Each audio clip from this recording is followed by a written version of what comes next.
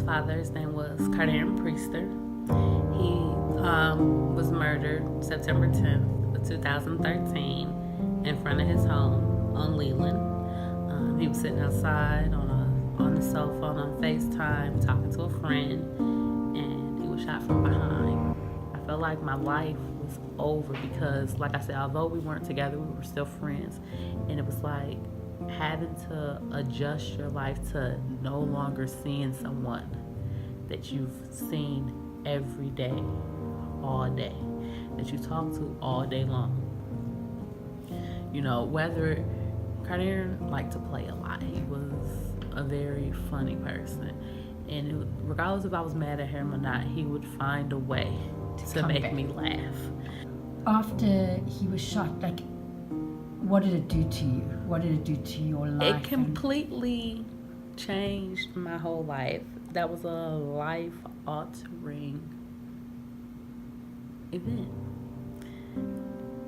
Once they pronounced him dead, which was maybe about an hour or so after we had been at the hospital, and they pronounced him dead, that moment, it was just like I completely shut down.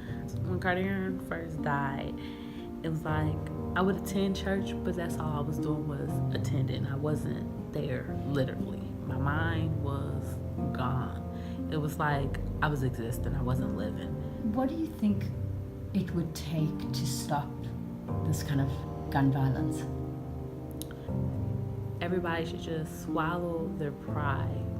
You don't have to prove that you're this tough individual that, you know, first of all, a gun makes you a coward. Walking away is what makes you the bigger person. I still cry about it.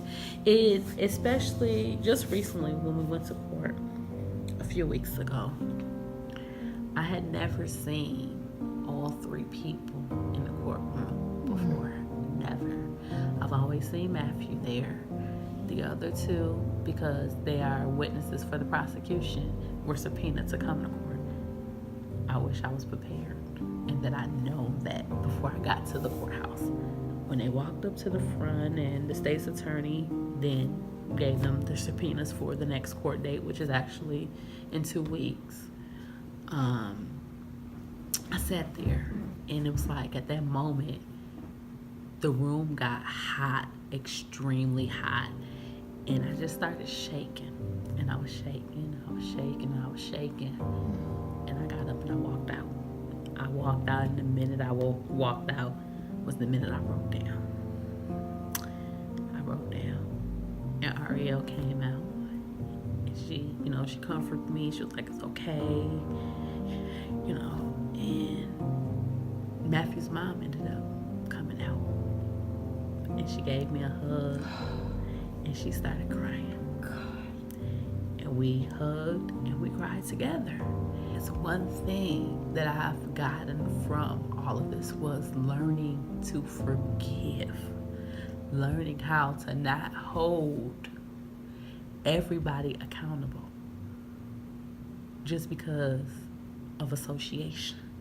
So I learned that. I learned to be more open because while I'm hurting, they're hurting too. I learned that, although, yes, they come to court, yes, they're going to be there, yes, they're going to support their loved one because that's their loved one, but they also feel that if he indeed committed the crime, he indeed needs to do the time. So I've had conversations with the family in which, they wanted me to know, yes, we're here in support because that's our child. We love him, but we don't condone what took place. How did you find out? The person that he was on FaceTime with was actually my friend. And so she texted me, she said, "Dereka, I think Carter just got shot." And she said the phone dropped and it was just black. And she was, screaming his name.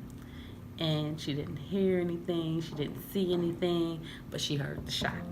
I got dressed because I was laying down. It was about 10:45-ish at night. And I got up, I got dressed, and I left my house to go over on Leland. So we get over there and I park on Church and Leland because they've already started blocking off the street.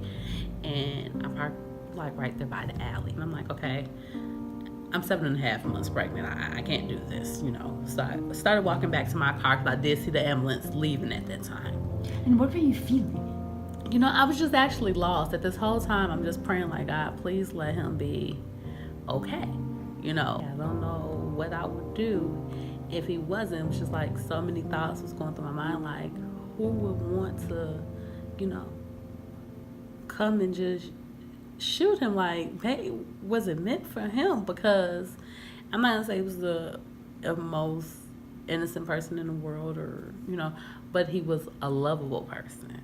Everybody, he was likable. He was very friendly. So it was just like, what happened? You know, what's going on? He was very younger than I was.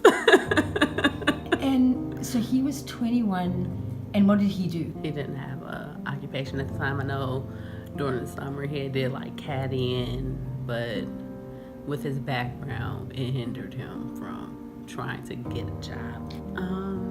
He had been incarcerated, so he had a felony, so it kind of hindered him from getting work, which also discouraged him. I know he did take classes at Oakton to get his GED. I think it was his last year of high school that he didn't complete. Well, the last semester of his last year of high school. He often expressed how discouraged he was with every time I go try to apply for this job and I, you know, go to the interview, it's, oh no, we can't hire you because of this. And he'd be like, you know, how can I get past this? I'm like, you know, there's jobs out there that will hire felons. And he was working with the outreach program also. And how did you meet each other? How did we meet each other? Yeah.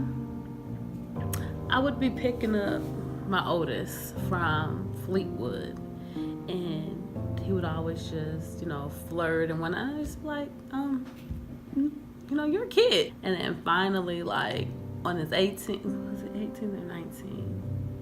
19. So he came and he was just like, so you're never gonna give me a chance? And that's how I actually started reading a book called Kiss Kiss Bang Bang was the name of the book. And, you know, we would read the book together. So that's basically how everything came about. So his birthday is December 2nd. So around like December 14th is when we had just made everything official. And it doesn't help that Shelby looks identical to Cartier.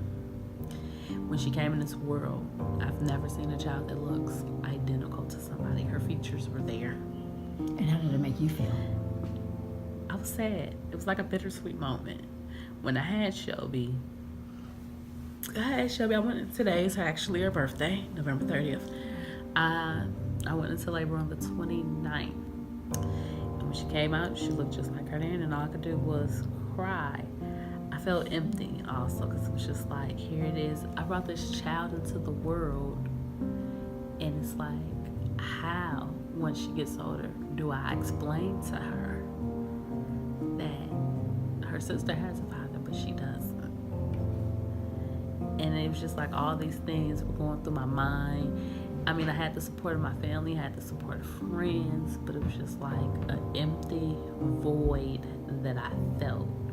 You know, my oldest child, her father is very loving and supporting, and if nobody ever told Shelby that she had a different dad, she wouldn't know. He's loving and supporting to both of the children. Both of the children. They're basically both his, you know. And Shelby will tell you that she has two dads. And what does she know about Cartier? What she knows about, and see, that's, you know, when she was younger, I used to show her, you know, the pictures of her dad. At her first birthday party, we had a whole memorial table for him. And every she'll ask me, like, Mom, is my dad coming back alive? Like, and it's like, no. And like when I was posting pictures on Facebook for her birthday, she asked me, she said, are you gonna post a picture with me and my dad? We got some, don't we? And I'm like, no, you don't. And I don't think she really understands that he's not coming back. And she gets sad about it at times, and then she's herself again. But whenever she asks, can she go see her dad, I take her to the cemetery. Before, I used to have to get out of the car. One day she told me, Mom, you don't have to come. I know where to go. And she does. She walks straight there. He was a motivator. He was a supporter. Like, any idea that I came up with and I told him about, he'd be like, oh, you can really do that. So even though he felt sort of stuck in his own life, he tried to really motivate other people to succeed in theirs? Yes. I guess he felt like because the odds were stacked against him, because of his background, those who didn't have, any challenges or barriers preventing them from success, that they can make it. I try not to let my family or my children see me break down. If I ever break down in front of them, that's something that I always say to them. No, Mom's just tired, my head hurts, and they never really know the source of my tears. But if you're making a decision that you have no right to make, you can't play God. And that's what I don't get, how people feel it is okay to play God. Like, who gives you that authority to, okay, I'm going to end this person's life? So how do you see Matthew? Matthew, I'm going to say, over time, my perspective of Matthew have changed. At first, I was very angry. I wanted him to feel the same pain that I felt. I hated Matthew. I hated Matthew with every fiber in my body. And I felt like he didn't deserve to live. And over time, it's just like, I always knew it was wrong to wish death on somebody or harm to somebody. And so over time, as my faith grew back, it was just like, I just want to ask, why? I really just want to ask. I'm like, what happened? Why? Why? What was it for? Was it worth it? Because you've been in jail at 18. The prime of your life. But I hope that he takes this as a lesson learned. Do you think there is a chance for redemption for him? There's a chance of redemption for everybody. Everybody has some good in them. I believe evil is learned. I don't think these kids value life, theirs or others. A black man already has 3 strikes against him. Right.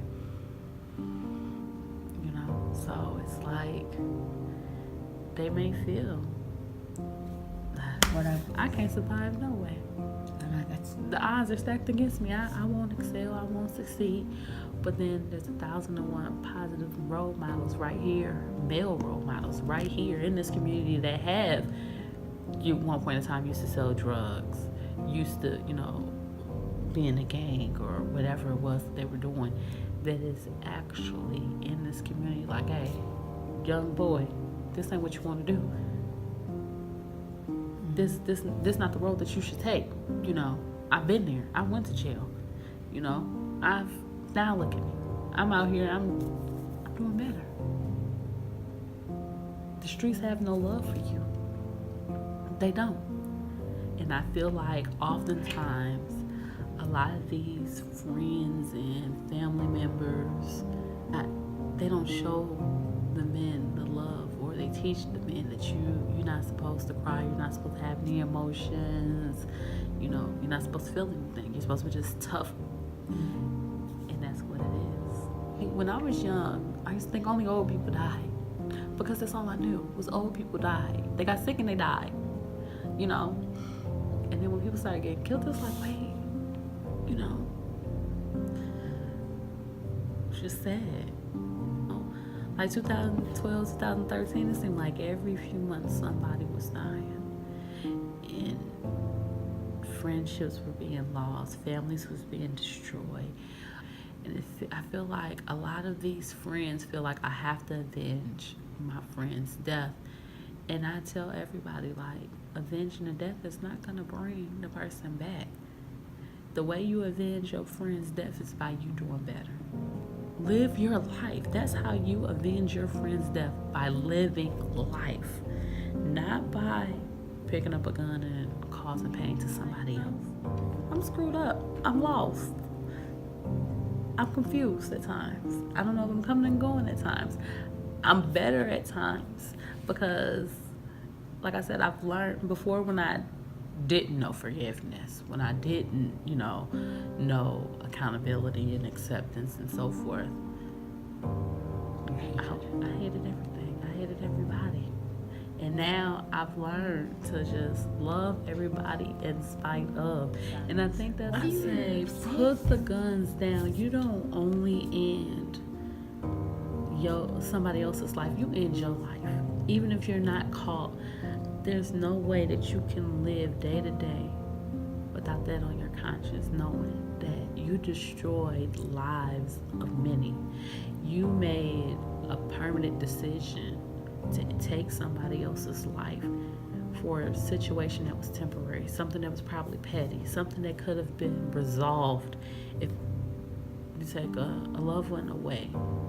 A son from his mother, a father from his children, a brother. What do you want for your kids? I want the world for my kids. I want my kids to, whatever their heart desires, whatever they want to be in life, to be it. I just want my kids to have peace, drama-free.